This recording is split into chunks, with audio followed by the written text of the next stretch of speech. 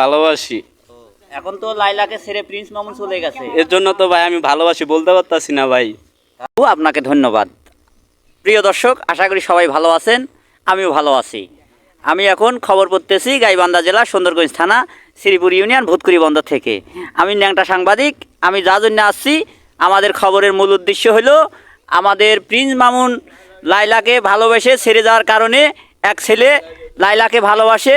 আমরা তার মুখ থেকে কিছু কথা শুনবো। ভাই ভাই আপনি যে কান্না করতেছেন, আপনার কান্নার উদ্দেশ্যটা কি? আমি লাইলাকে ভালোবাসি ভাই। আমি লাইলাকে ভাই। হ্যাঁ ভাই, নাম্বার থাকলে ঠিকই বলতাম ফোন করে। আমি লাইলাকে খুব ভালোবাসি ভাই। এখন আপনি কি লাইলাকে চান? জি জি, আমি লাইলাকে খুব ভালোবাসি ভাই। আমি লাইলাকে ছাড়া বাঁচবো না ভাই। আমি লাইলা ছাড়া বাঁচবো না।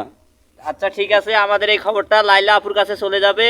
জি। আপনি ঠিক থাকেন, সমস্যা নাই। ঠিক আছে ভাই।